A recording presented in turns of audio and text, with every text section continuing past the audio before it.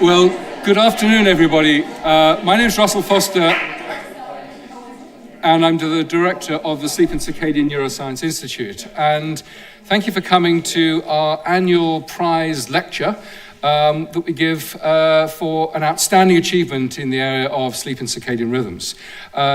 This afternoon will be Professor Bambos Kyriacou from the University of Leicester. But to introduce him properly will be my colleague Martha Merrow, who's the chair of medical psychology at the University of Munich, or the Maximilian University of Munich. So she will give a formal introduction to Bambos, and then Bambos will reveal all.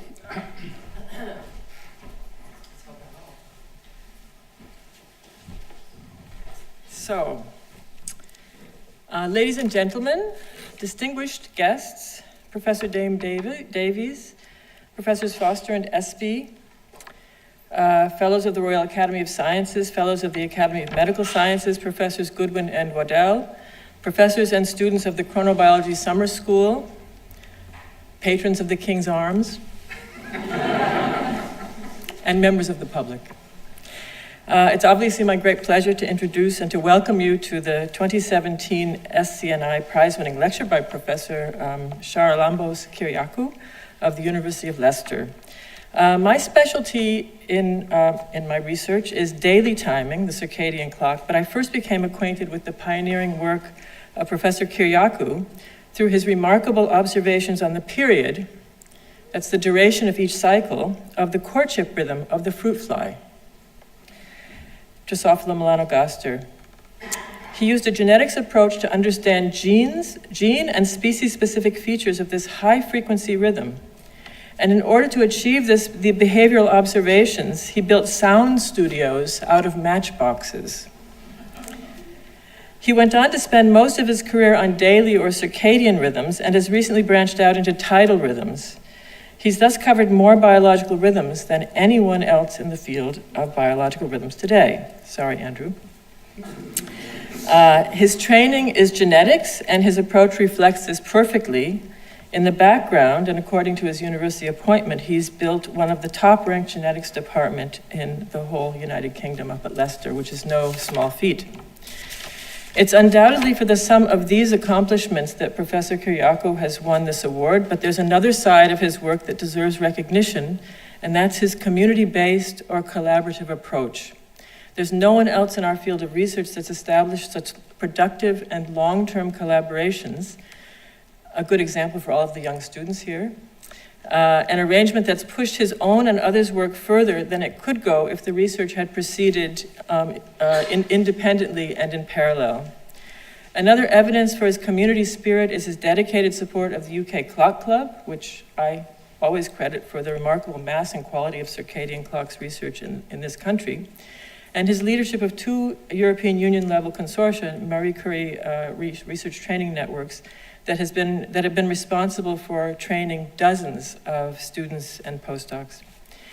In a last, somewhat unprofessional observation of Professor Kyriacou in his career, I'd just like to tell you that he's a colleague that exudes honesty, fairness, and kindness, and that in a field of very, very highly competitive and cutthroat colleagues. He's a good character. And that's all I'm going to say by way of introduction. I wish you all a wonderful lecture on the genetics of biological rhythms this evening.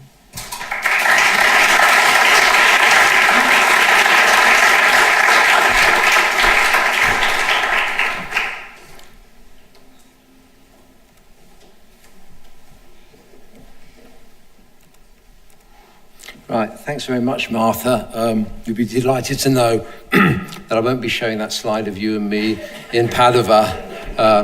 Okay, I won't be showing that one. Okay, thanks very much. It was a very kind introduction. So I'd like to thank whoever has given me this award. Thanks, Russell. I'll buy you a drink later. I've only ever won one award in my life before that, and that was the St Mary's Primary School Handwriting Prize. In 1963. Okay, so thanks very much. So when they asked me to send a picture of myself, I did, but they cropped it, and I just want to share with you what the real picture looks like. There it is. As you can see, behind me is the Premiership Trophy, the football trophy that Leicester City, of all teams, won last year. And I gave a lecture at the King Power Stadium, so I just couldn't resist taking that picture. And just to remind you, in case you haven't forgotten, we had a wonderful couple of years in Leicester, a very ordinary city that did very extraordinary things. Okay, now I work on body clocks, and I have done for nearly 40 years. And the nice thing about body clocks is that everybody's got a body clock. Everybody knows about their own body clock. You go to sleep at night, you wake up, you know about your rhythm. So it's got a lot of street credibility with the general public, and it's often in the papers. Now, here's an article I pulled out some years ago. It's about 10 years old. Time to set your body clock in the Daily Mirror. And this is a countdown to a circadian day, what's best to do at certain times. In the morning, 6 a.m., have sex. Sex hormones build up overnight. Optimum time to have sex, okay? Have a bikini wax at 10 a.m. because that's when your pain threshold is at its highest, okay? Give a presentation at noon because that's when your adrenaline levels are high, so it's apparently stressful to give a presentation. Use your loaf at 1:30 p.m. before lunch. Be smart because your alertness is at a high level. Then take it easy after lunch because you've got the postprandial dip. Exercise 5 o'clock, that's when your muscles are at their optimal strength. Make babies at 6:30 p.m. because the quality of a man's sperm is 35% better at that time. Take an evening class, you have a second alertness peak at 7 p.m. Have a drink at 8 p.m. because your enzymes that metabolize alcohol at their highest then. And have sex again at 9:30 because your skin is at its most sensitive at this time. And finally, after this busy day, you go to sleep at 10 p.m. So I looked at this, I think, who has this reporter spoken to get this information? Yeah, it was Professor Russell Foster. And in fact, it's kind of interesting. He's obviously describing his average day, because when I saw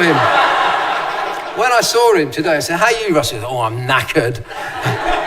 Not surprised. Okay. However, more respectable papers like The Independent, they often have headlines about rhythms. Teenagers are irritable because early school hours mess with their biological clocks. And I have 2 teenagers, and I know they are very irritable anyway. And one of the things that makes them irritable is they don't get much sleep.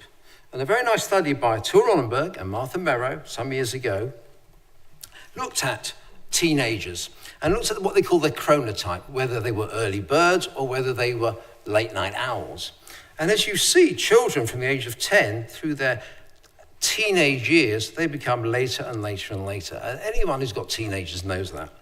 And then in girls at about 18 and boys later at 20, because girls are much more mature than boys, of course, they start to become earlier chronotypes. So you can see that as they get older, they go to bed later, and that's why they're grumpy, or at least mine are. And in fact, this has been used as a study going on, I think in Oxfordshire, and I think Russell's part of it, called Teen Sleep, where they're doing an experiment, or they're trying to do an experiment, where they get these teenagers to go to school an hour later to kind of resonate more with their delayed clocks, to see if that improves their performance. Other headlines, disrupting your body clock can make you obese, and that's something we know from shift workers. If you look at shift workers, they tend to be more obese than non-shift workers. And then you have the more salacious ones. Here is your wife too tired for sex? Don't worry, it's probably her faster circadian rhythm. It's a study that came out of Harvard, of all places. So, guys, it's not that she can't stand you, it's because her clock is ticking a bit faster. Okay, and here's my favorite one, the cancer danger of that nighttime trip to the toilet. So apparently, scientists found that if you turn on the light when you go to the loo in the middle of the night, you might get cancer. And you think, what idiot scientist published this? Well, there it is. It's me. Okay. So we did a study with mice. We jet-lagged mice. We gave them light in their night. And we found that some of the genes were misregulated in the brain, including cell cycle genes.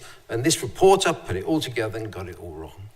So imagine when this came out in the paper, the phone just didn't stop ringing. And I was actually worried about being sued. So I said, look, if you go to the toilet, please turn on the light, because if you don't, you'll pee on the tiles, you'll slip, and you'll smash your head. Okay. Now, there's a serious side to this paper, actually. A few years ago, Lord Leveson did the Leveson report on the misbehaviour of the press. And he chose 3 papers to reflect the misrepresentation of science in the press, and one of them was this paper. So I was quite chuffed with that, actually. So when REF came up and you're looking for impact cases, I went to the people that were doing it for my college, and I said, well, why don't we use this as an impact case? You know, it could be quite interesting. They told me to get lost. Okay. There's even a movie about circadian rhythms. There's a movie. Do not watch this movie. It is awful. It is absolute. You can tell it's awful. Just look at it. It's horrible. More seriously, in the UK, 33% and 22% of women work shifts, and about 15% of each work chronic shifts. And if you look at things like accidents in the workplace, they show a very nice circadian rhythm. You get a peak around what's called the graveyard shift, and there's a real reason for that. It's about 3 a.m. That's when alertness rhythms are at their trough, and your body temperature rhythm is at its trough. And it's no surprise that the 3 great industrial accidents of my generation, Bhopal, Chernobyl, and 3 Mile Island, occurred in part through operator error at that time. And if you take shift workers and put them through various tests in the lab, you will find that they show 2 peaks of making errors during the day. One during that time, early at the night, and a second time afternoon. And it actually correlates beautifully with what you actually see in the workplace. So, the last papers I saw where they actually looked at health problems in shift workers, we found high levels of gastrointestinal problems, obesity, metabolic syndrome, diabetes, cardiovascular, depression, fertility, addiction, family problems, some cancers.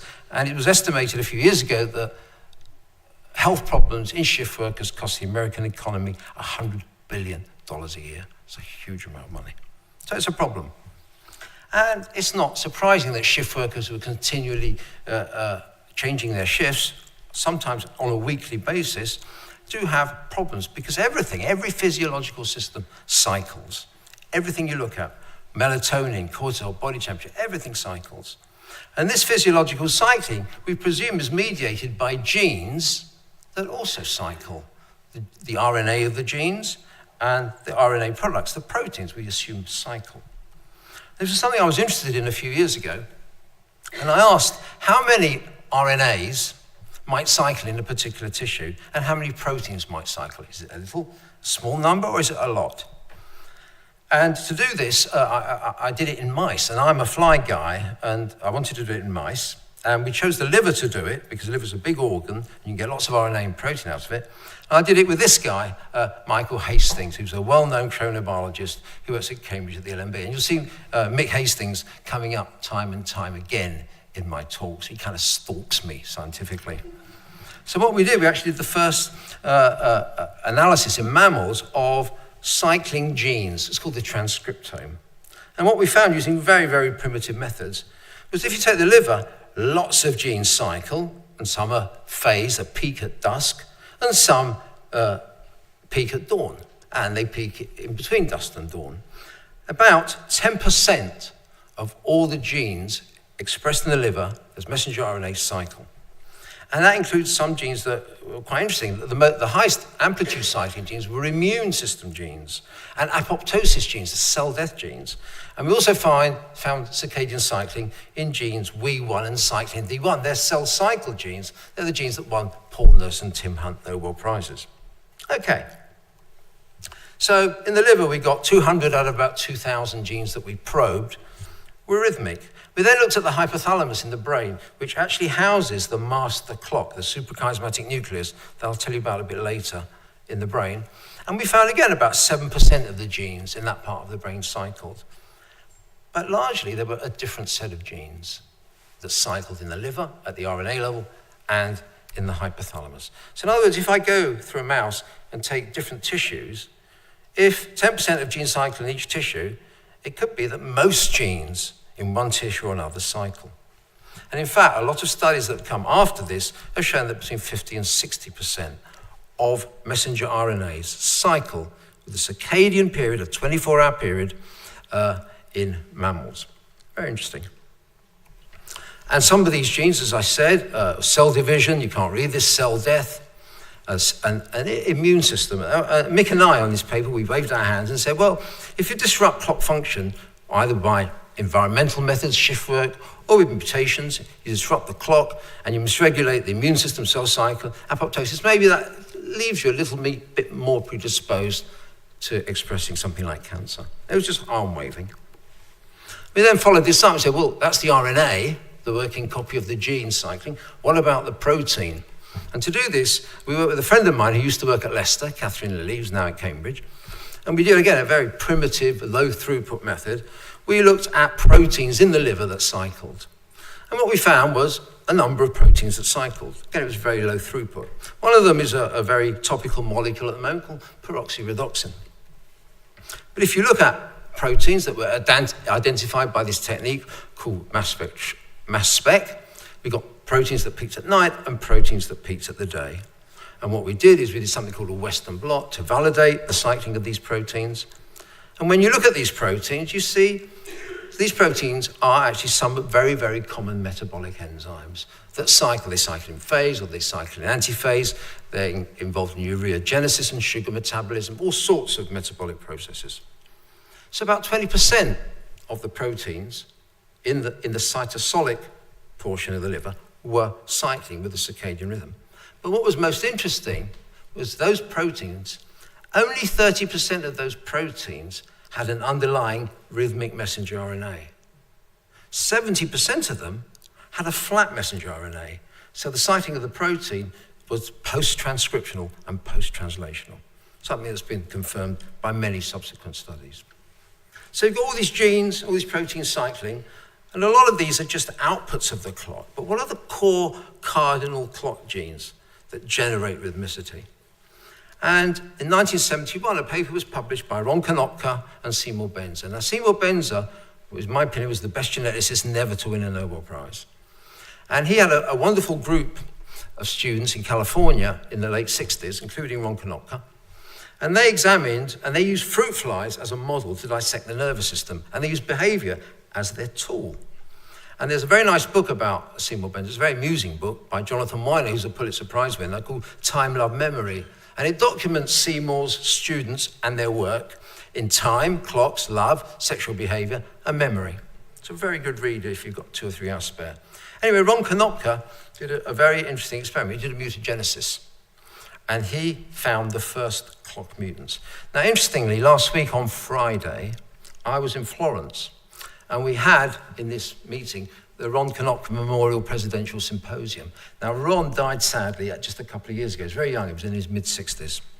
And we had this symposium in his memory. One of his friends from Caltech, Jeffrey Ram, gave a talk. Paul Hardin, a well-known chronobiologist, couldn't make it because of Hurricane Harvey. He's in Houston. I know a lot of you know him. He's fine. His family's fine. Mita Gallen, Susan Golden, and myself. And we had this very nice symposium in memory of Ron, who was just a lovely guy. I knew him very well in the 70s and 80s, a lovely guy. So what did he do? Well, he mutagenized flies. And he put them in tubes, and when they walked, an event was recorded. So this is a cartoon that shows 5 days of locomotion activity of a fly in constant darkness and constant temperature. And what this fly does, he sleeps, that's yellow, then he wakes up, then he sleeps. And the second day, he gets up at exactly the same time, and he falls asleep at exactly the same time. That's a reflection of his endogenous 24-hour circadian clock. The first mutant he found was the 60th fly he looked at. And this was this mutant, which was an insomniac, as you can see. It was arrhythmic. And then he did another screen, and he found these 2 mutants, period short and long. This fly wakes up 5 hours earlier on every successive day, and goes to bed 5 hours earlier on every successive day. This mutation has a long period, 29 hours. It's a slow clock.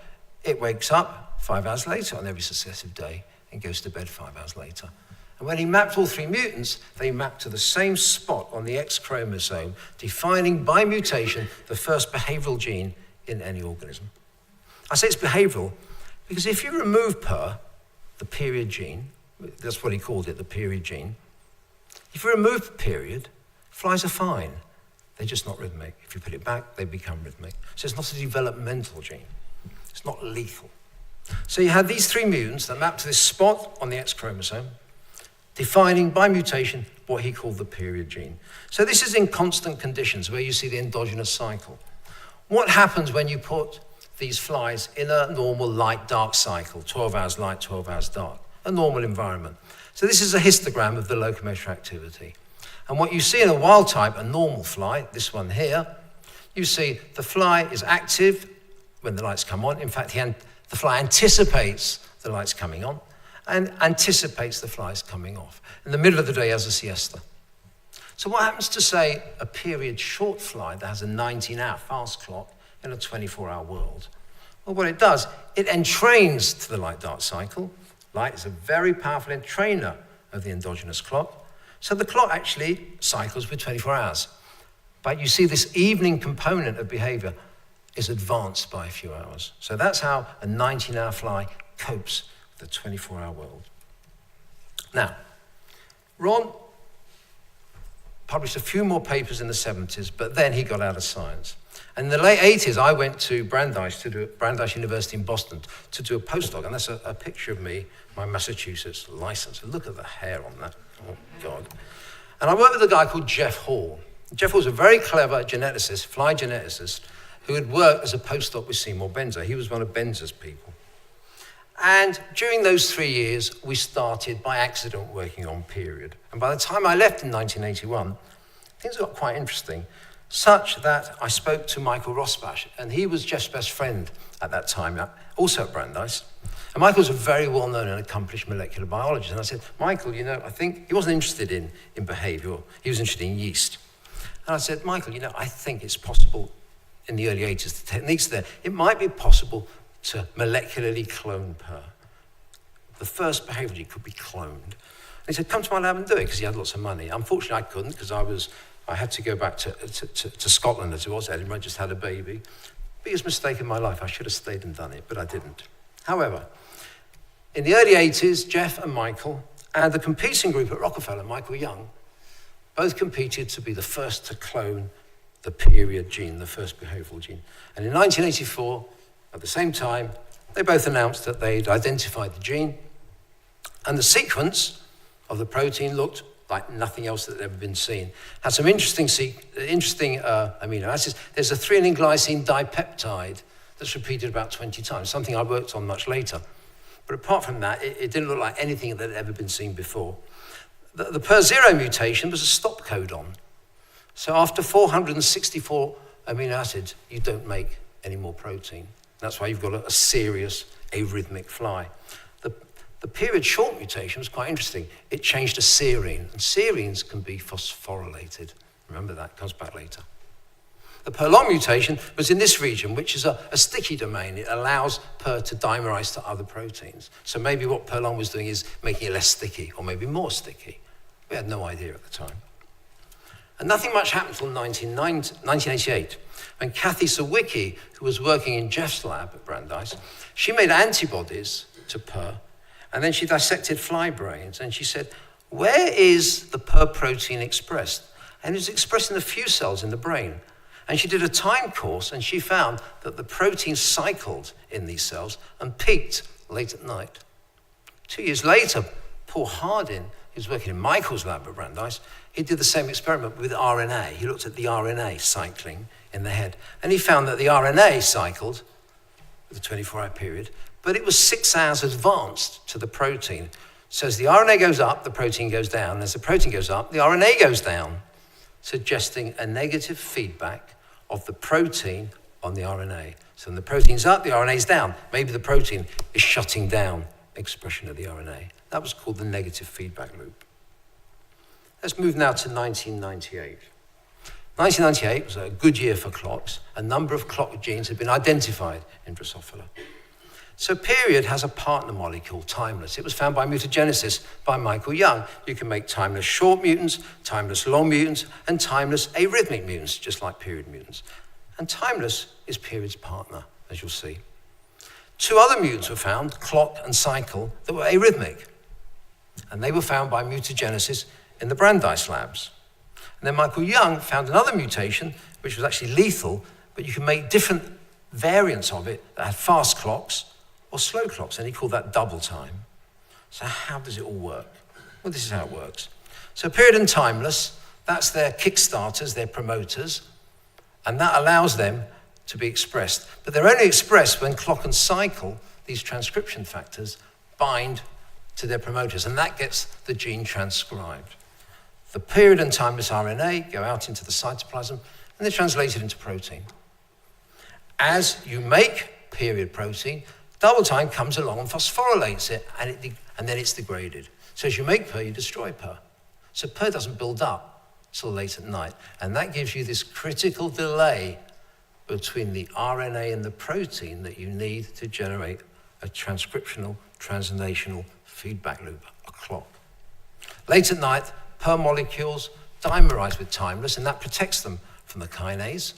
Double time is a kinase, casein kinase 1 epsilon. That's what it's called in mice, in mammals.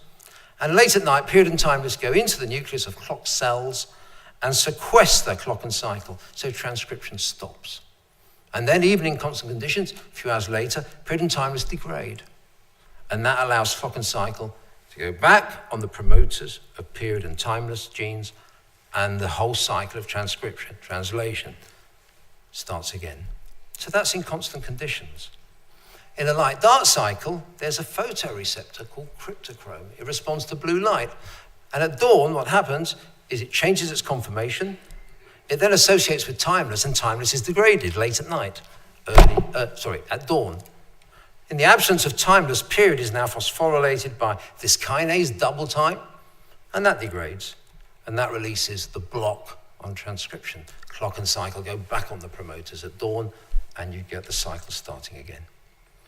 So what you've got two negative regulators, period and timeless. They negatively regulate their own genes.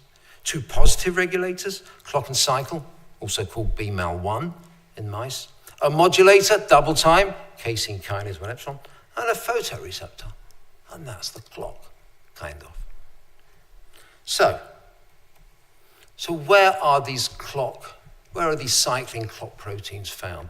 Well, they're found in the fly's brain. They're found actually all over the body. But in the brain neurons are the ones that generate circadian behavior. And there's a few groups of them. There's only 75 cells in each half of the brain. And they're well characterized. There are these ventral neurons, and there are these dorsal neurons. Now, these purple neurons you see here, they're actually the pacemaker neurons. If you express period only in those neurons, the fly will be rhythmic. So they are the pacemaker neurons. And they produce a peptide called pigment dispersing factor, PDF.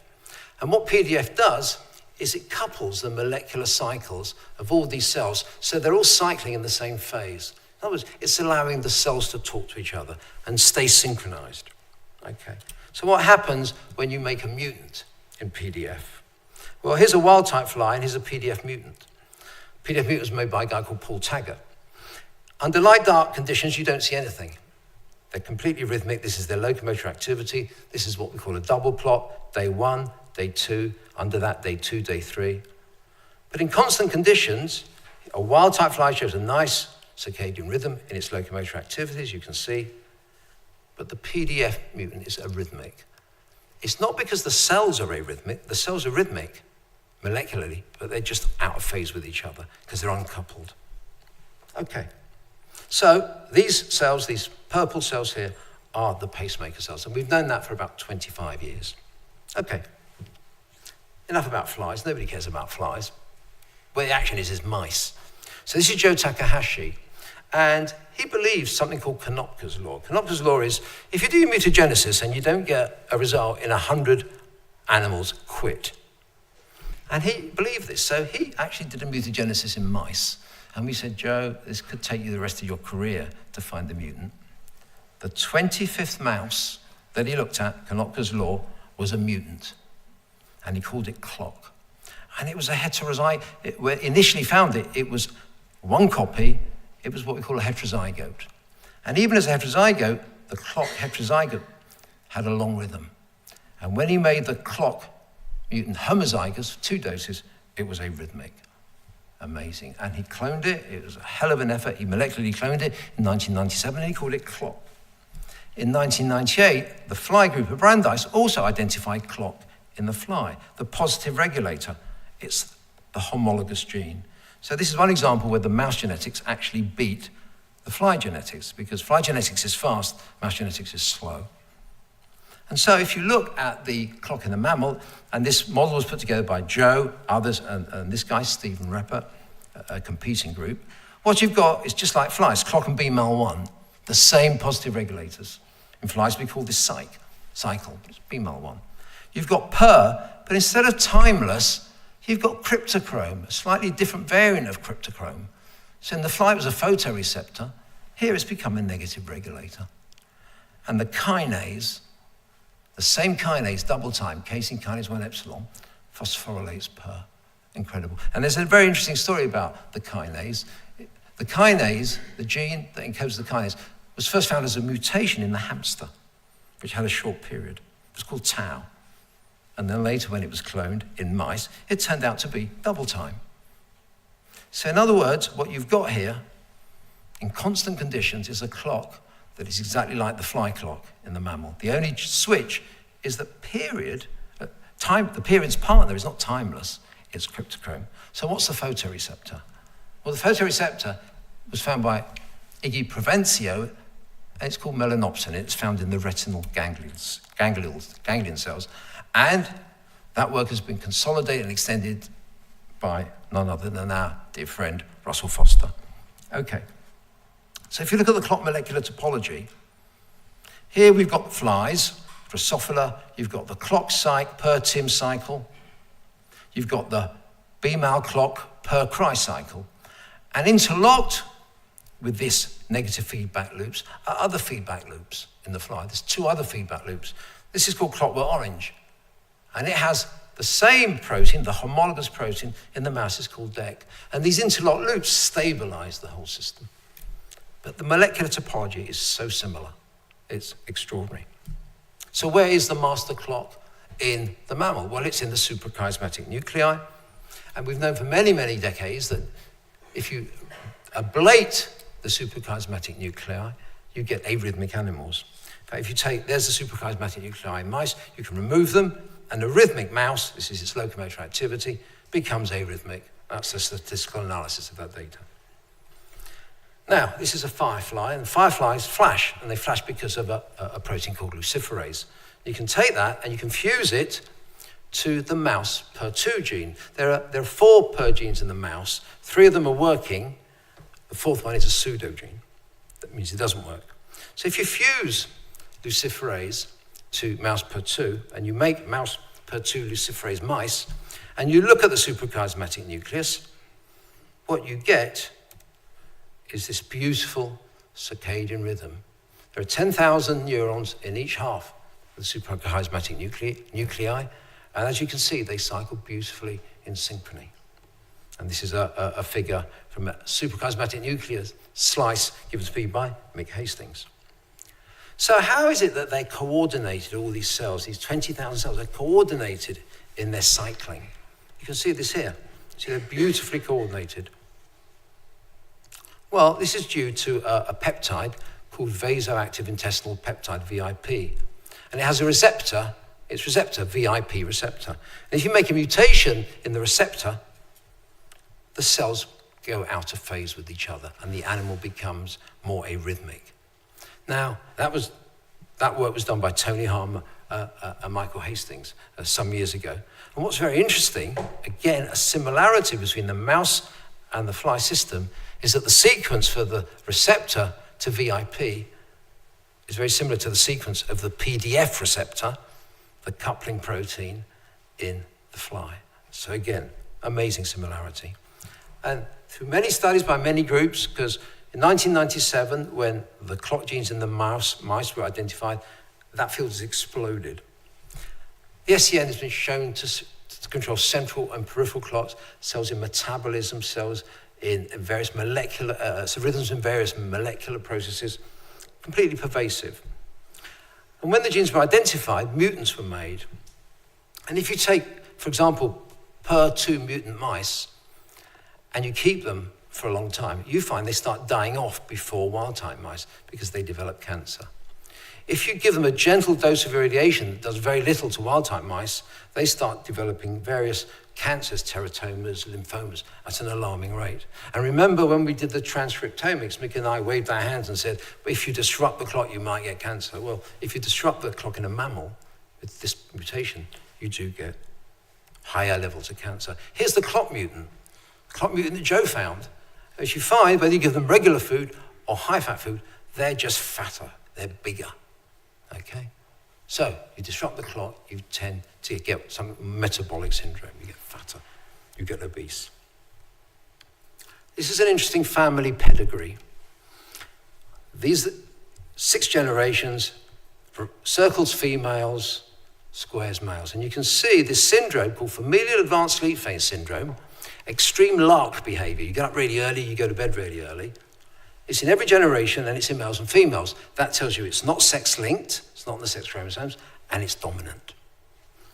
Okay, and so the people with this particular syndrome get up really early and go to bed really early. If you compare their time of day that they go to sleep compared to the general population, it's super early. And one of the reasons for that is if you put them in constant conditions and you look at their circadian rhythms, they cycle quickly. They're like a fast mutant. So how they respond to a 24-hour world is they shift their behavior forward, just like that S mutant did in a 24-hour world. And when the gene for familial advanced sleep phase syndrome was identified by Louis Taychek and his colleagues, it was a mutation in the human period 2 gene. And that's the gene that is most similar to the fly gene. And in fact, the mutation changed a serine amino acid to a glycine. And a serine is phosphorylated by casein kinase, 1 epsilon, that serine, double time. So not only was the first mutant in humans for the clock, period, it was also the first mutant in flies, was period. But actually, the mutation affects the serine, this particular serine in humans, and Konopka's per short mutation actually changed that corresponding serine. Incredible. So the actual site of the mutation was the same. Extraordinary. Okay, so another way you can get familial advanced sleep phase syndrome is not change the target of casein kinase, the phosphorylator, but change the phosphorylator. And there's this family, there's a mutation in casein kinase. And that also gives you familial advanced sleep phase syndrome. More recently, Michael Young's group have found a mutant, a natural variant, which has delayed sleep phase syndrome. And if you take a person with delayed sleep phase syndrome, this particular family, if you take them and put them in constant conditions, their clock runs a bit long and they like to go to bed late. Turns out it's a mutation in one of the 2 cryptochrome genes. Part of the gene is missing, an exon is missing, and that means that the cryptochrome is a stronger negative regulator. So it negatively regulates clock and BMAL1, the positive regulators, for longer, and you get a longer period. So you get these natural variations in these canonical clock genes, and they give you phenotypes, they give you changes in sleep-wake cycles. Mutation in period 2, casein kinase, give you advanced sleep phase syndrome, mutations in another gene, period 3, casein kinase, another mutation, and now cryptochrome give you delayed sleep phase syndromes. That's enough of mammals. Let's go back to what I really like, which is flies. So in flies, I showed you that the period protein, these clock proteins are expressed in 75 cells in each part of the brain. And work done by Michael Rosbach and Francois Rouet about 13 years ago, they showed that in fact it's these ventral cells that control this morning behavior, and it's these more dorsal cells, these dorsal neurons and these dorsal lateral neurons, that control the evening behavior. In fact, there's 2 clocks. There's a morning clock and an evening clock. And this is very interesting. But it also creates a problem. We know that the molecular cycle in all these cells is the same. It's in the same phase. They all tick at the same rate. We know all these clock proteins peak at night in all the cells. So how can you generate from these cells 2 behaviors that are 12 hours apart? It's a problem. This was solved quite recently by a very nice guy, works at Washington University, Paul Taggart. Paul and I are exactly the same age, we have kids exactly the same age, and we both have Egyptian ancestry, and we get on like a house on fire. And he's a super smart guy. And he's done 2 papers recently.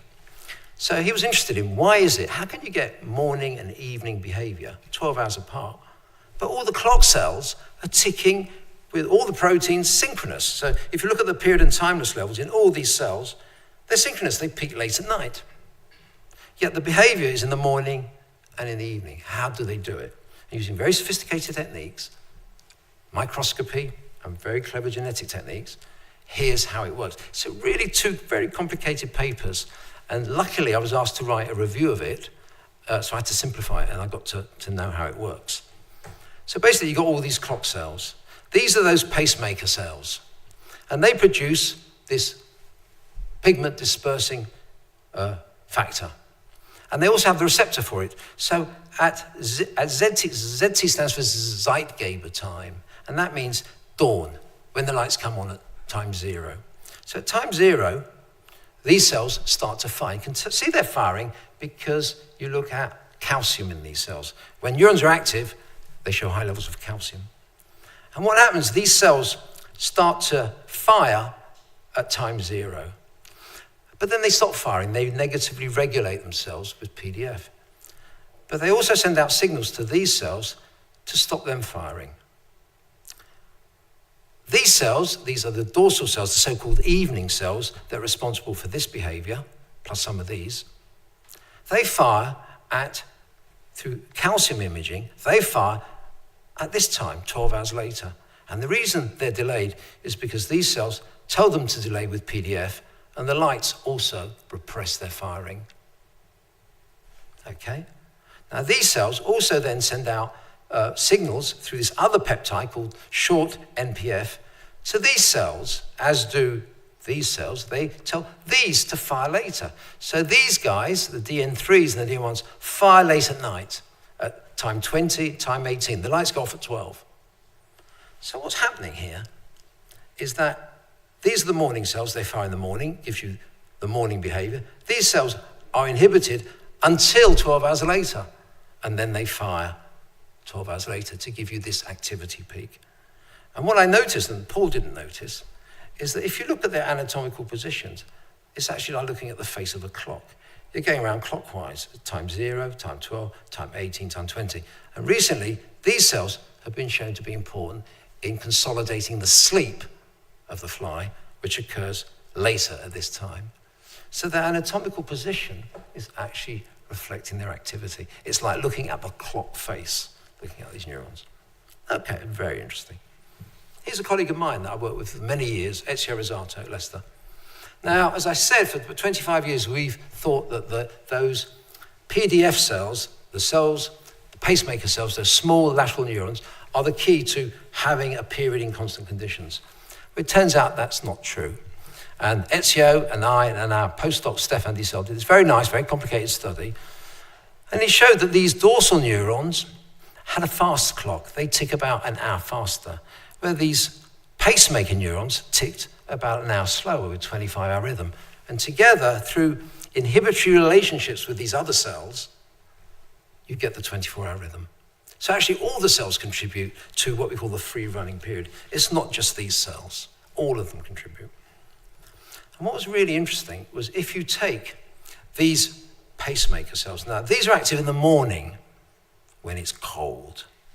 And if you look at them when it's cold at 18 degrees, they're very rhythmic. This is their locomotor activity. Here they're in light-dark cycles. You see the activity entrained.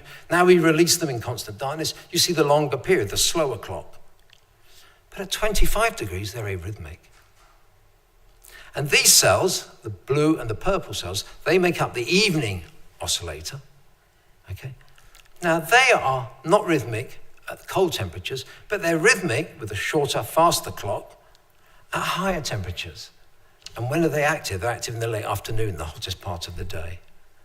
So actually, these neurons actually seem to reflect the ecology in that they're active at the times and they're rhythmic at the times when they're required. Very interesting. Which brings up the whole thing about, we always do our experiments in constant conditions, 25 degrees.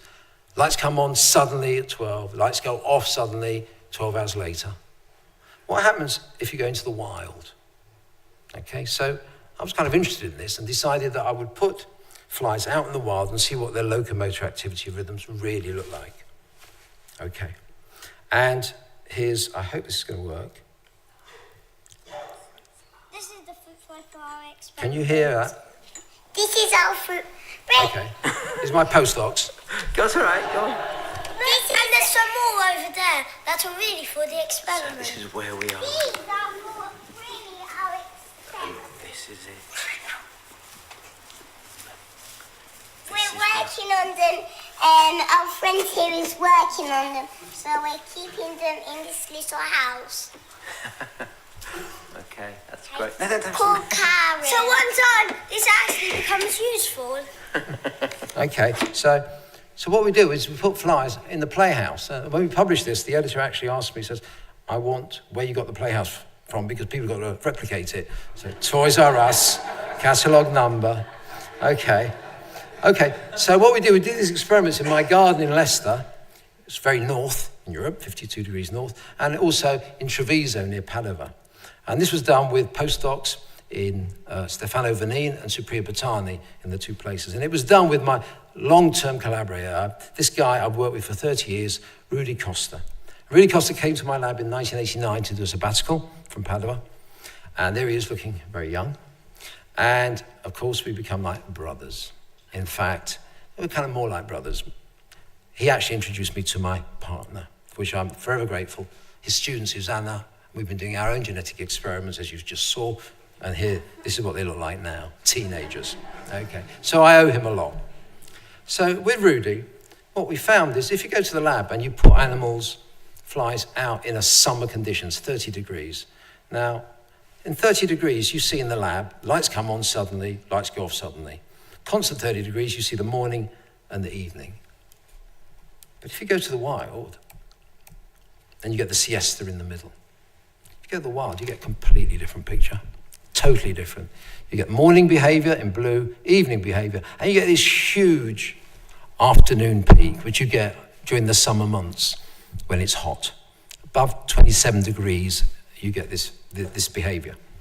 So it looks completely different in the wild than it does in the lab. And it turns out that this afternoon peak, so here's morning, afternoon, evening, and it's a postdoc of mine, Ed Green, who worked on this.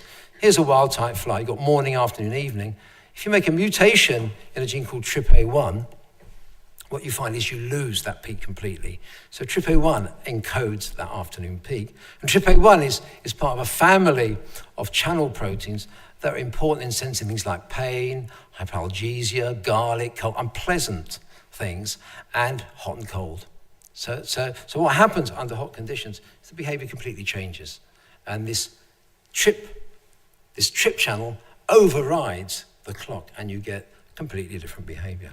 But more interesting than that, actually in this study, was if you take arrhythmic mutants per zero and timeless zero, they look exactly like wild type in the wild. You cannot distinguish them from the normal fly. You get morning, afternoon, and evening. In per zero mutants, morning, afternoon, and evening. In yellow is the lights, in red is the temperature, in natural conditions. And that was a surprise, because if in the lab, if you take a per zero fly, what you see is morning and afternoon, morning and evening peaks, but you don't see any anticipation. This is just a response. The lights come on, it gets startled. Lights go off, it gets startled. You don't get this anticipation. And that was kind of surprising. So what it suggested was that if those neurons are clockless that run the behavior, they haven't got a clock, they're per zero, that the environment can very, very nicely compensate for the fact that they haven't got a clock. So the flies look absolutely normal. Okay. So, and this made us think a bit. Now, flies have clocks everywhere. They have clocks in most tissues. They have clocks in the antennae. And we thought, well, what happens if we make a per zero fly, which is arrhythmic behaviorally, but we only put per in a peripheral organ?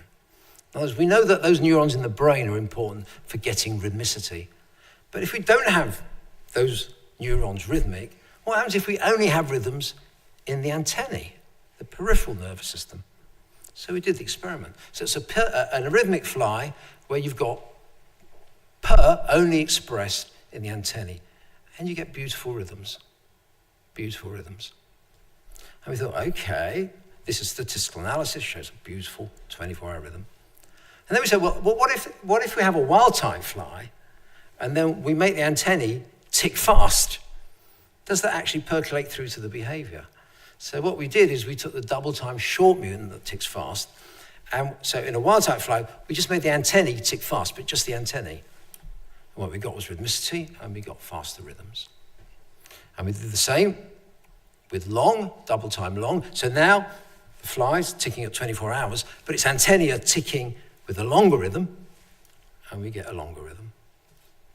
In fact, if you look at wild-type, double-time long, which is the long rhythms in the antennae, or short rhythms in the antennae, you see you get these beautiful effects, small effects, but it seems that we've always been thinking about the pacemaker as being those ventral cells. I work with Ezio, has shown it's not just those pacemaker cells that are important, it's all the cells in the brain. But now we're finding, actually, the pacemakers include the peripheral nervous system. In fact, you can also do it with the eyes. You can drive period just in the eyes, and you will generate nice rhythms. So in other words, all these peripheral nervous structures are contributing to what we call the pacemaker. It's not just those neurons. So, if you look at the fly, those are the brains. 25 years ago, we thought those were the important neurons only. Now, we think that all the neurons in the brain contribute, but now the antennae, those neurons also contribute, and so do the eye neurons. And this is kind of interesting, because I've asked a colleague of mine here in Oxford, Stuart Pearson, to do the same experiment in mice. In mice, we're very SCN-centric. The pacemaker is the SCN. What happens if you make the animal arrhythmic genetically and just restore rhythmicity in the eye? Would that generate rhythms? And Stuart's going to do that experiment. Okay, that work was done by another student of mine called Giorgio Fedele. Okay, so we've talked about rhythms. We've talked about what we've done, embroidered the margins of the main story. And now I want to talk something completely different. Two clock genes. Our clock genes also involved in non-circadian rhythms. And I work on tidal rhythms. Now, tidal rhythms, as you'll know, are due to the gravitational pull of the moon and the sun on the Earth. And spring tides are when they're in alignment. The three bodies are in alignment, and you get the spring tides twice a month, 2 weeks apart, where you get high amplitude rhythms, because the water on the planet is deformed more. When the moon is at 90 degrees, you get what's called the neap tides, and you get the amplitude of the tides is smaller. Now, of course, fruit flies aren't tidal. Okay, they don't live in the intertidal zone. But this beautiful animal, Eurydice pulchra, does. It's a crustacean. It's an isopod. It's the relative of your woodlouse, the terrestrial woodlouse you find in your houses.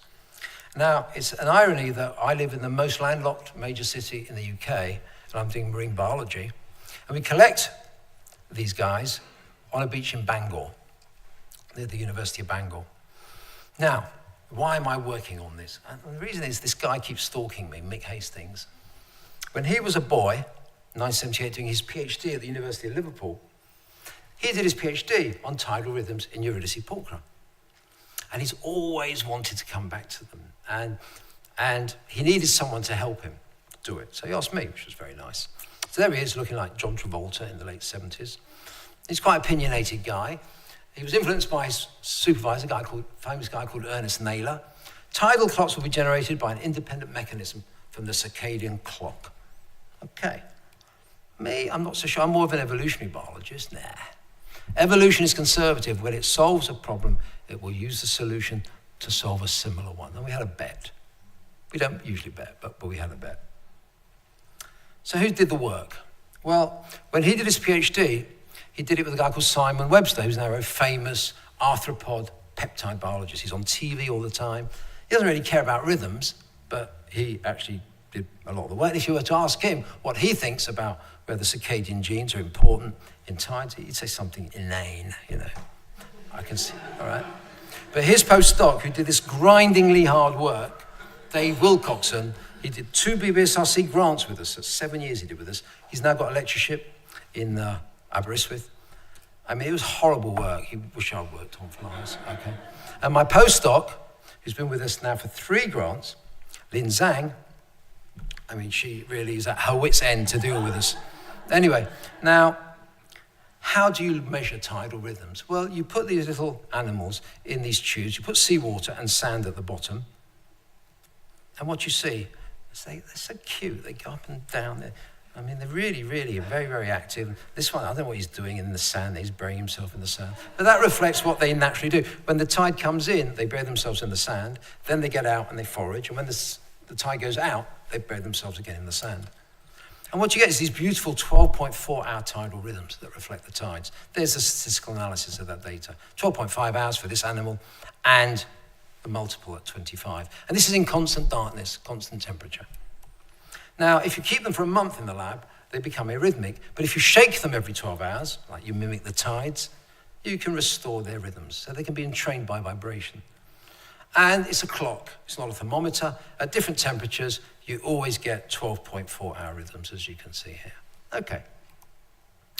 They also have circadian cycles, as well as 12.4-hour tidal cycles. These chromatophores are like their sunscreen.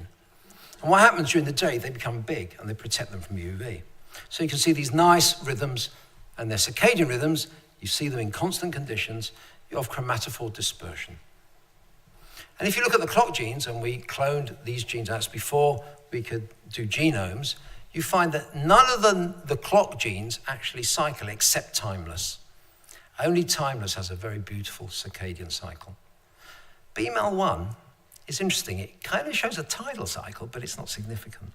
But I'll just point that out. So here's a truism.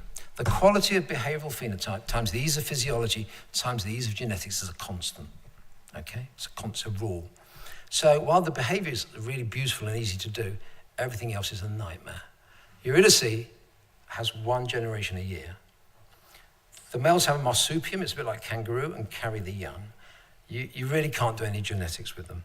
But what you can do, and it's really hard, is you can knock down the expression of a gene with double-stranded RNAi, this technique. And you just inject them, which they don't like,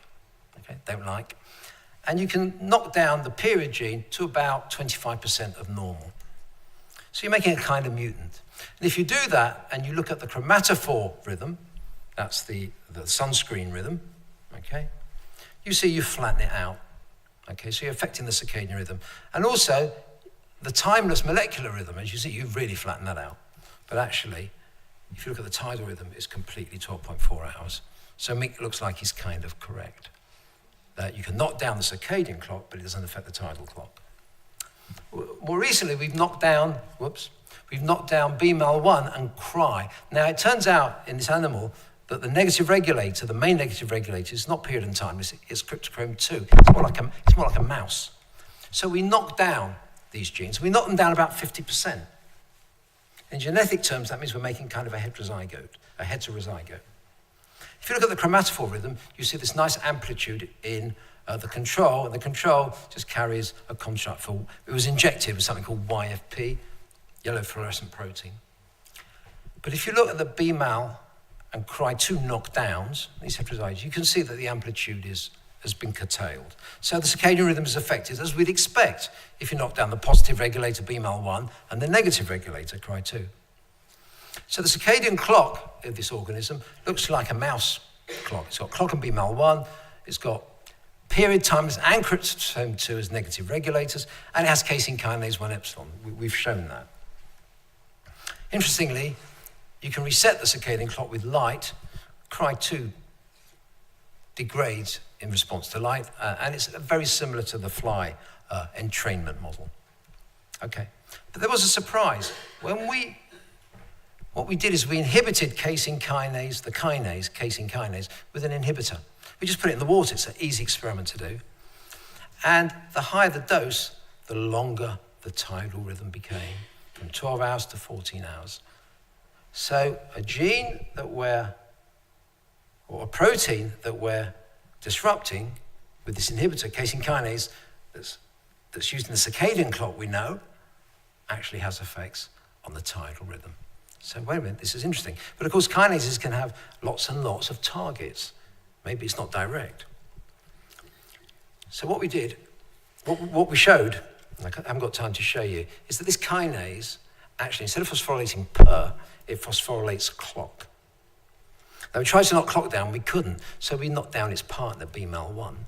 And when you knock down BMAL1, and you look at the tidal rhythm, look what you get. These are 3 different statistical analyses.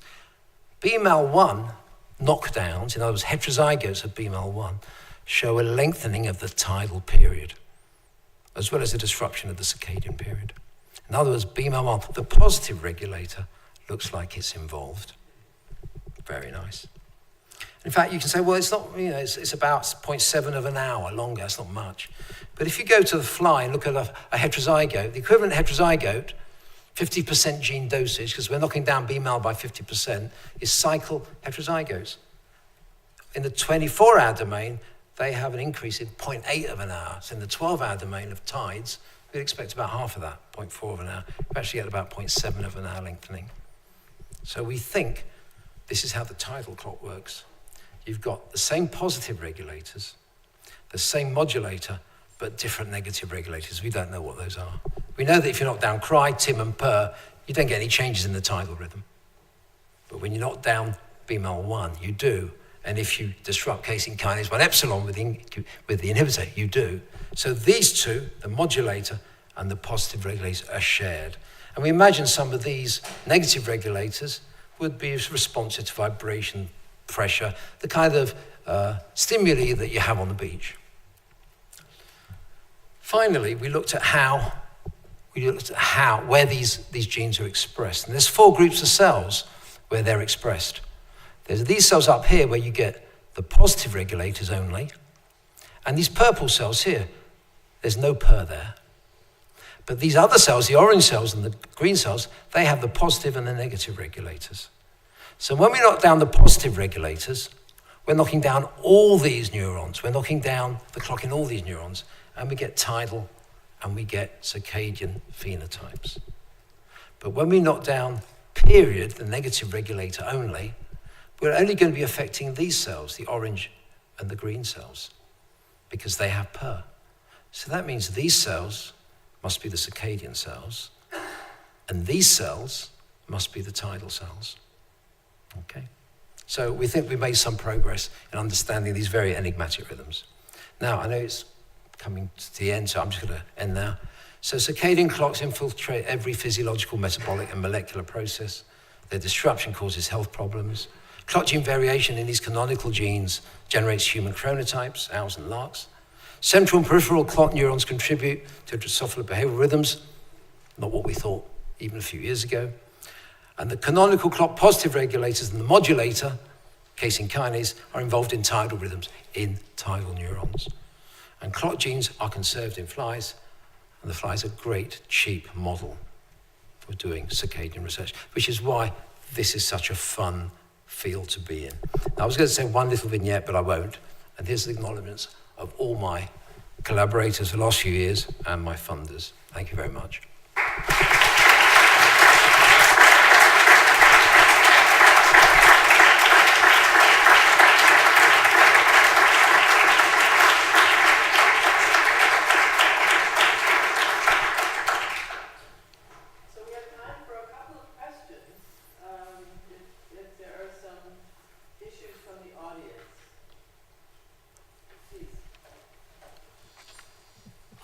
You sort of mentioned it in your conclusions, but it was going through my mind with beta-adrenergic receptor cells on the heart. I can't hear you, sorry. Sorry.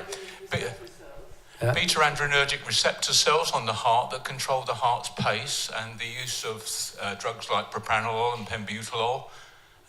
Do you think that's linked with this rhythm? I have absolutely no idea. When I have no idea, I'll say so. I have absolutely no idea. It just made me wonder, when I saw your conclusions, you say it infiltrates all rhythms, all natural biological rhythms. And that's the one that's most important to us, really, isn't it? Okay, I guess, yeah. And respiration rhythms. Do you think the short rhythms can be nested somehow into the longer rhythms? Well, tidal rhythms and other ultradian rhythms that I've worked on in the past can be affected by by clocks, as can longer rhythms, like seasonal rhythms, which I didn't talk about. But for that particular example, I would not hazard a guess. It was when you mentioned, the wave of timing that goes from cell to cell to domain, and I thought, oh, that sounds very much like the heart, doesn't it? Yeah. Just a thought. Yeah. How far back in evolution do these proteins go? Okay, so if you look at that transcriptional translational loop, that's found, a similar loop is found in fungi, which Martha and Till have worked on, and different players, but the same kind of negative feedback loop is found in plants. So that's 1 billion years ago. But before that, I mentioned peroxyredoxin. Peroxyredoxin mops up hydrogen peroxide. And it was very important when the cyanobacteria provided the planet with oxygen. And that is a clock. There's no transcript underlying that rhythm.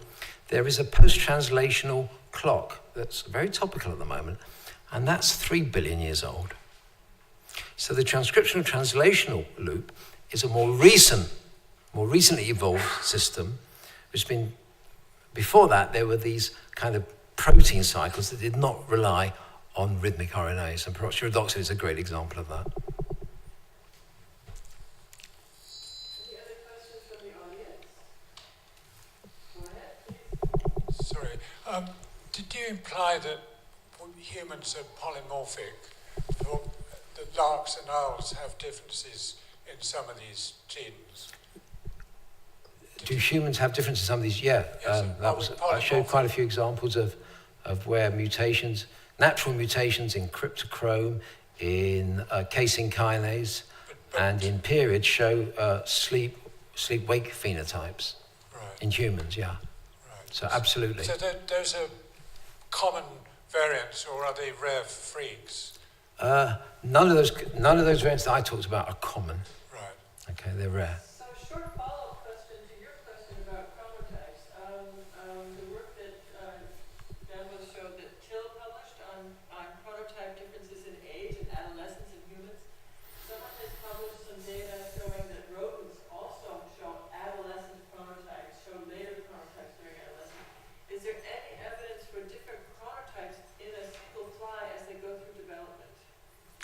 Okay, I can safely say nobody's looked. Easy experiment. Okay, I think that with that we should end this part of the session, and now we would like to turn the session over to Russell Foster again, the head of the Circadian and Circadian Neuroscience Institute here at Oxford. Thank you. Should we put your metal picture on?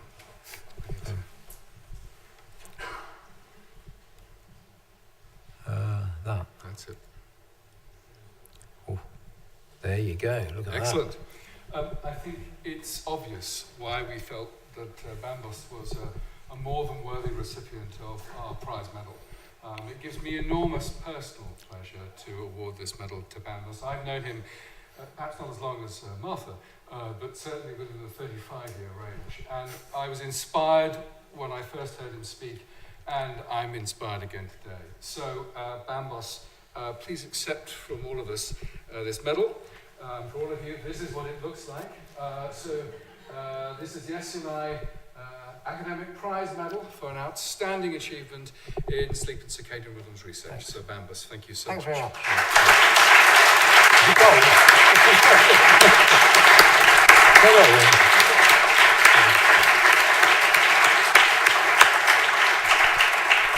Bambos just asked me, was there any money? And I said no. So if anyone would like to endow this prize, that would be great. Thank you all for coming.